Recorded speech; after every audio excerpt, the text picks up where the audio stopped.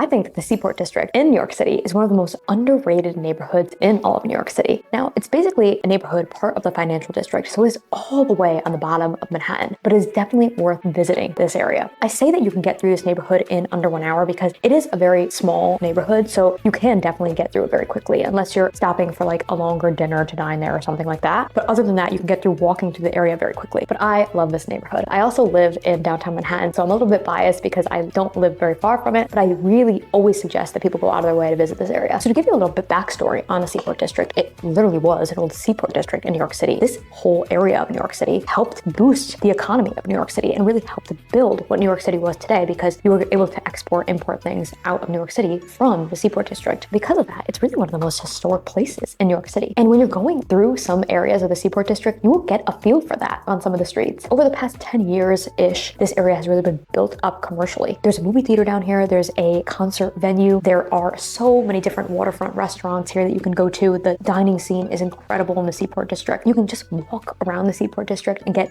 great views of the Brooklyn skyline of downtown Brooklyn, which is actually really incredible. You can see the Brooklyn Bridge from the Seaport District. It's just a very, very beautiful place of New York City. And we'll put pictures up so you can see exactly what I'm talking about. In New York City, there isn't a ton of waterfront dining, and that's because it's prime real estate. There's only so many areas in New York City that can offer waterfront dining, and the Seaport District is definitely one of them. So there are a lot of really great waterfront restaurants here. And even in the warmer months, some of these restaurants put up heat lamps and stuff, so you can really dine outside at all different times of the year here. The Seaport District also just has some really great spots where you can go just to grab a drink. Some really, really great cocktail bars. Also, there's an outdoor garden bar in the middle of the Seaport District on a cobblestone street that is absolutely beautiful. So in the warmer months, it's a garden bar. In the winter months, it becomes kind of like a winter cabin type of scene there. So it's really, really nice, and I highly recommend going out of your way to go there. One of my favorite waterfront bars in the Seaport District, right on the water, is called Pearl Alley. I highly recommend going there. It's a very, very big bar, and it's really, really good for a cocktail, a quick drink with friends or family. It's not one of those bars where you're gonna be like drinking all night at Pearl Alley, but it's a really, really great place to stop by when you're right on the waterfront, and the views of Brooklyn are incredible from there. You might be familiar with the famous chef Gene George. His Tin Building establishment is in the Seaport District now. So if you're not familiar with the Tin Building, it is basically a giant food market that has all these different really, really high-end restaurants and shops inside that is all food culinary based, because a famous chef is the founder of the establishment. But it's a really, really great marketplace to go to if you want to get some grab and go food, or if you want to get a quick breakfast or just dine there at one of the really, really nice restaurants. It's very expensive, but it's very, very good, and I do recommend you go out of your way for that. A very, very famous bookstore called McNally Jackson is also in the Seaport District. There's another location as well, but this location is very, very nice. It's right on the cobblestone street in the Seaport District. So I recommend that if you're the type of person who appreciates a good bookstore like I do, I definitely recommend you check this one out. There's a little coffee shop in there as well that is so cute. It's one of those bookstores that feels like you're in a scene of a movie because it's that like picturesque. So if you appreciate that like I do, I definitely recommend you stop by. One of the most popular cookie shops / bakeries, called Funny Face Bakery, is in the Seaport District. Now, why do they call themselves Funny Face Bakery? They got popular by actually creating like cookies, like sugar cookies, with famous people's faces on them. And they even have it so that you can place an order and like get your face or like people in your family or friends' faces on the cookies. So like they do those custom orders, and they got really popular over that, and that's why they call them Funny Face. So they have really, really good like standard chocolate chip cookies at this location, and like other flavors as well. Highly recommend you stop by there. They have pop-up restaurants here. Now, during the time of filming, the Barbie movie is really popular. So they had like a Barbie pop-up cafe. They've done other pop-ups there in the past, Golden Girls. I can't remember which one they did before that. They do pop-up restaurants there in the Seaport District. The Seaport District has a movie theater, and it's a